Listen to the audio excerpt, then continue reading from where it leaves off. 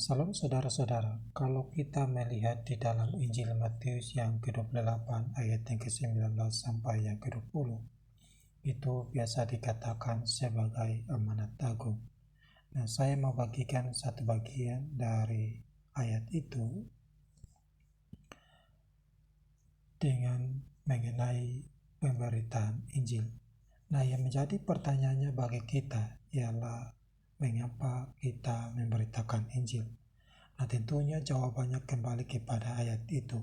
Sebagaimana di ayat yang ke-19a, di sana dikatakan bahwa karena itu pergilah.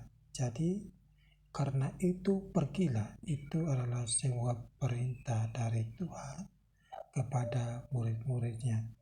Jadi, perintah Tuhan Yesus kepada murid-muridnya untuk memberitakan Injil. Jadi, Yesus mengatakan kepada murid-muridnya bahwa pergilah dan jadikanlah semua bangsa muridku. Nah, perintah ini juga tentunya tidak hanya diberitakan di Yerusalem saja, tetapi Injil itu juga diberitakan kepada semua bangsa supaya semua bangsa menjadi murid Kristus.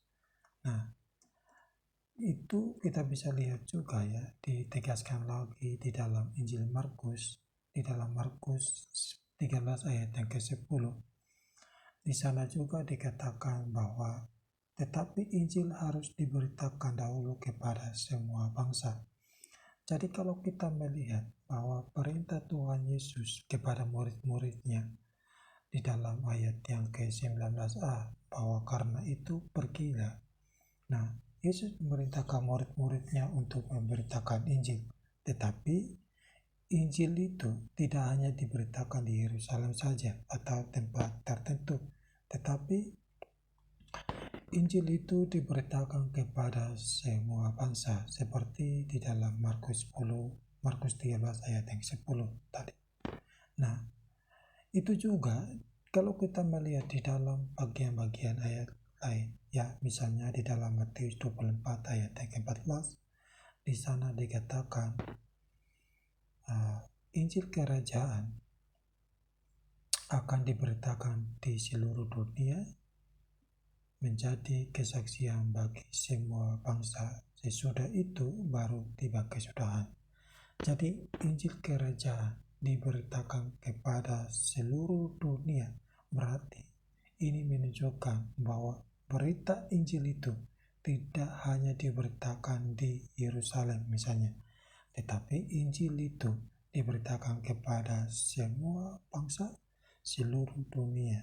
Ya, bahkan kalau kita melihat di dalam Wahyu 14 ayat 6, itu menegaskan juga hal yang sama, bahwa beritakan kepada mereka yang diam di atas bumi dan kepada semua bangsa. Dan pemberitaan itu tidak terlepas dari pemberitaan Injil, karena di dalam ayat yang pertama tadi itu menegaskan bahwa berita Injil akan dikaitkan dengan murid-muridnya. Artinya bahwa ketika memberitakan Injil dan ketika orang menjadi percaya kepada Injil itu, maka otomatis bahwa mereka lah yang menerima percaya kepada Injil itu, mereka akan menjadi murid-murid Kristus. Nah, saudara-saudara, jadi memang benar bahwa Injil itu diberitakan bagi semua bangsa, supaya semua bangsa dapat mengenal Injil itu. Ya, jadi sangat jelas bahwa Injil itu harus diberitakan, karena itu adalah perintah Tuhan bagi kita. Maka itu saudara-saudara, itu adalah perintah Tuhan yang Tuhan Yesus berikan kepada murid-muridnya. Tetapi perintah itu juga ditujukan kepada setiap kita orang percaya untuk menjadi pemberitaan Injil. Nah, supaya orang bisa percaya kepada Tuhan Yesus, karena tanpa Injil maka mereka tidak dapat percaya kepada Tuhan Yesus yang adalah Tuhan dan Juru Selamat. Jadi dengan adanya pemberitaan Injil, maka orang-orang bisa percaya kepada Tuhan Yesus. Nah, seperti apa yang dikatakan oleh Yesus sendiri dalam seruannya di dalam Injil Markus, Markus 1 ayat 14 dan 15. Di sana dikatakan bahwa sesudah Yohanes ditangkap, datanglah Yesus ke Galilea dan memberitakan Injil Allah.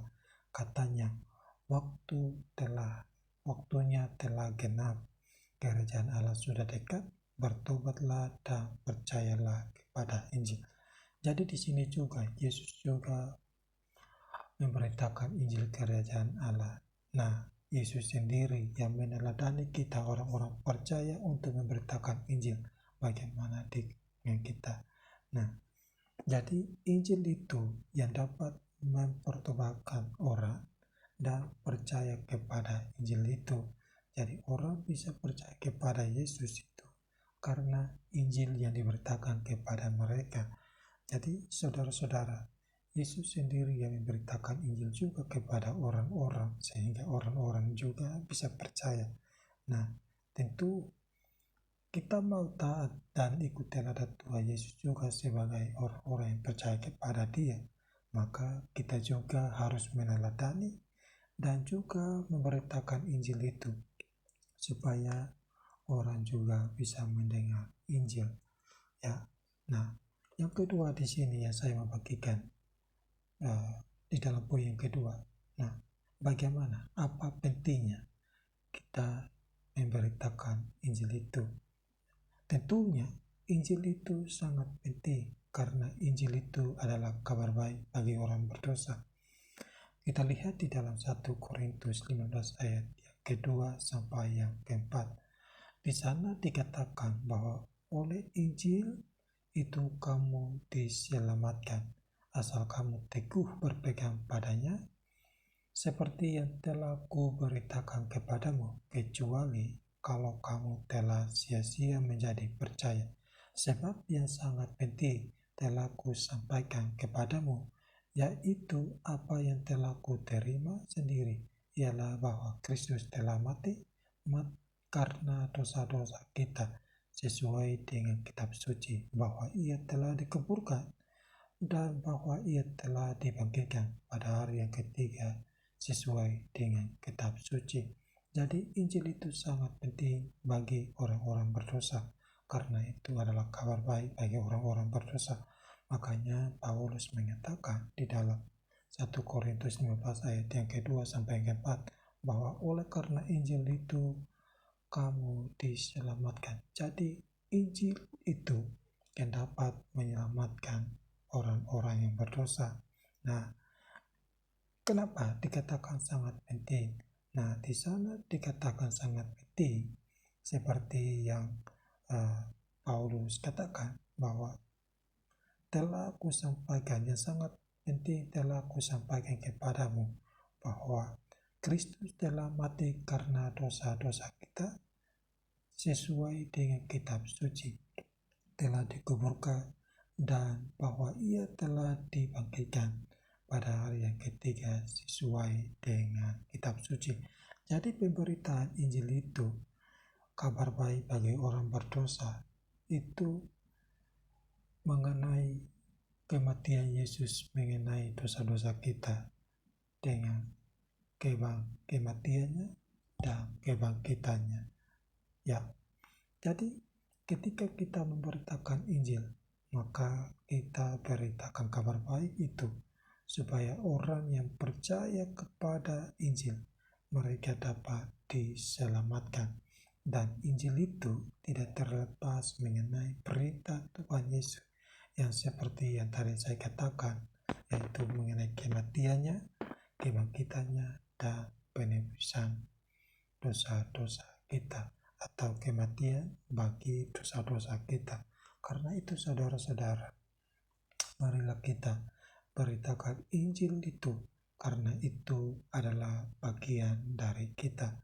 Dan ketika mereka percaya, mereka yang mendengar Injil itu, mereka juga menjadi murid Kristus.